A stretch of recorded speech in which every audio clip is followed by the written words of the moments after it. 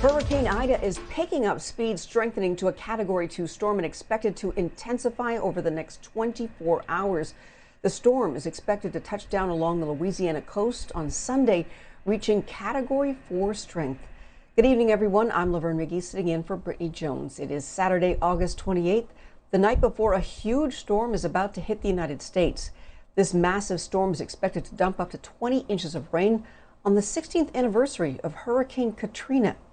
It was the year 2005 when that massive storm made landfall in Louisiana and Mississippi, killing about 1,800 people. The Category 3 storm caused severe flooding to a number of cities. That includes New Orleans, which suffered catastrophic damage when levees failed.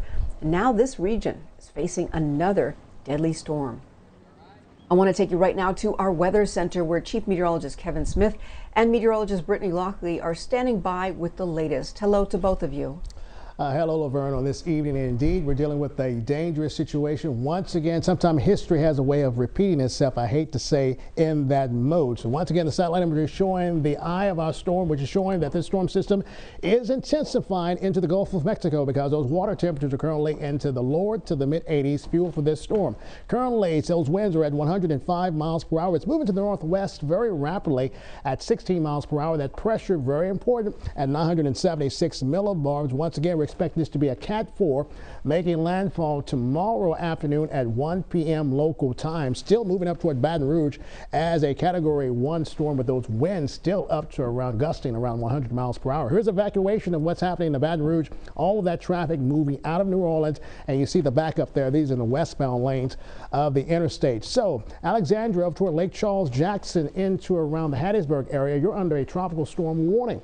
Baton Rouge into New Orleans, you're under a hurricane warning, expecting those conditions to worsen within the next 24 hours. We also have a storm surge warning in effect for the Crescent City, extending all the way toward the Alabama-Florida state line. How much of that storm surge we'll be seeing in New Orleans highlighted in the white? That's over 10 feet of water that'll be moving in with those northeasterly winds from Lake Pontchartrain as well as Lake Borgne. We're talking about this is a 3-foot storm surge, 6 feet, 12 feet, but still that's well above the roofs of a lot of houses into the Crescent City. So everyone prepare. If you have a mandatory evacuation, get out. Here we go at the forecast with our storm system.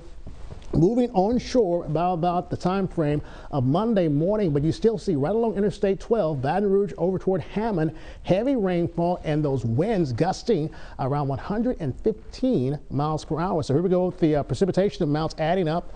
Over 10 inches of rain from Baton Rouge down toward Laplace and toward Grand Isle and New Orleans. We have a slight risk for severe weather into Sunday, and yes, that threat for even some isolated tornadoes. It's producing also some power outages, which means likely to widespread power outages from Baton Rouge, New Orleans, all the way down toward the Louisiana coastline. So here's the timeline.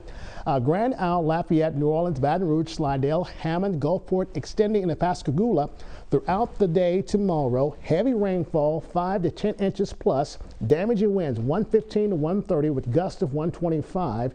And of course, that threat for isolated tornadoes and that storm surge 5 up to 10 feet or greater.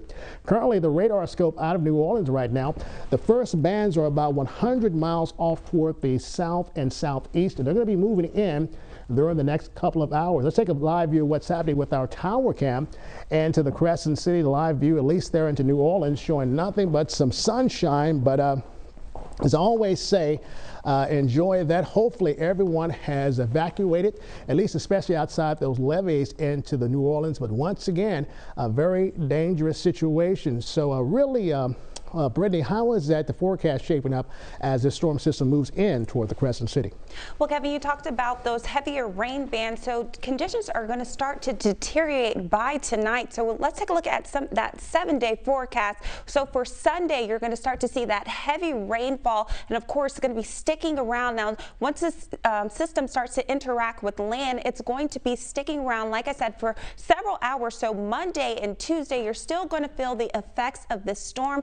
So So as far as some safety tips and some preparation tips on your screen right now, make sure you have non-perishable food and water items. Make sure you have medications and your first aid kits. And if you're along that Louisiana coastline, make sure that you evacuate right now and definitely have a plan. Of course, that first evacuation would be towards a friend's house, and then other than that, you can go ahead and move to hotels, but make sure that you have all the items that you need. And of course, Kevin Smith and I will keep you updated as we head throughout the evening and into tomorrow. Laverne? Yeah, and remember those masks and hand sanitizer as well. Thank you so much, Brittany and Kevin.